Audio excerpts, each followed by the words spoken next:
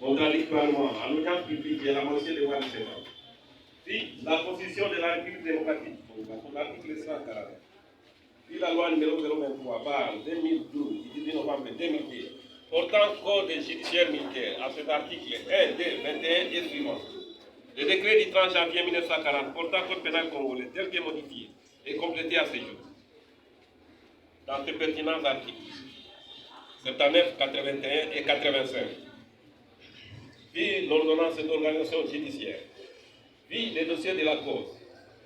Opposant l'unité militaire des garnisons, ministère public et partie civile, ont prévenu à Kilibati et Djibouti-Sap sous les rôles pénal numéro 769/24, toutes les parties entendues. Le tribunal militaire ayant pris l'affaire en délibéré à son audience publique de ce mercredi 20 mars 2024 et ayant contradictoirement renvoyé la cause pour le prononcer de son jugement à la date du mardi 26 mars 2024, disant droit pour le prévenu à Kilibati à la question de savoir si le prévenu à Kilibati est coupable de infractions mises à sa charge. Le tribunal militaire de sphère, à la majorité des voix des membres de sa composition, répond oui pour toutes les préventions mises à sa charge. Les maîtres commis en vue de faciliter le vol ainsi que l'appellation des conflits.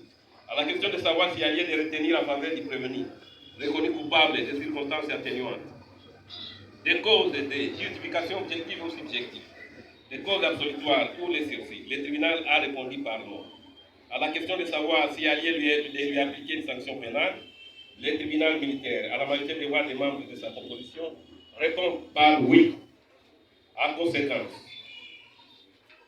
condamne les prévenus à Kilibati à la peine de mort pour les maîtres commis en vue de faciliter le vol, à la peine de 10 ans pour violation des consignes, prononce par l'effet conjugué des infractions en cours matériel et idéal, et cela comprenant l'article 7 du Code pénal militaire, une peine unique, la plus forte, soit la peine de mort.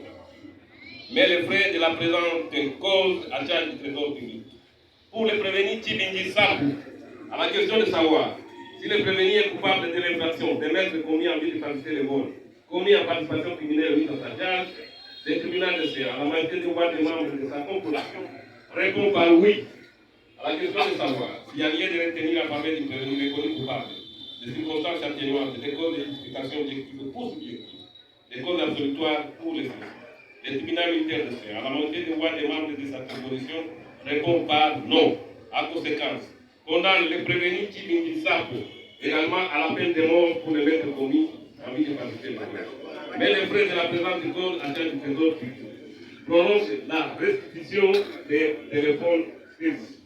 Les tribunaux, statuant contradictoirement, statuant sur l'action civile et contradictoirement à l'égard de tous les prévenus, ainsi qu'à l'État congolais, déclare recevable et fondée l'action en réparation ou en indemnisation du préjudice introduit par Sierre Moukenge Mwamba, grand petit de la victime de Mwamba Média.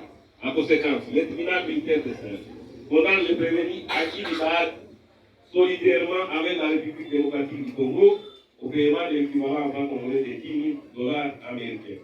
Condamne également le prévenu Djibouti-Sap à payer seul l'équivalent en francs congolais de 10 000 $ américains au titre du dommage pour l'ensemble des préjudices subis par la partie civile.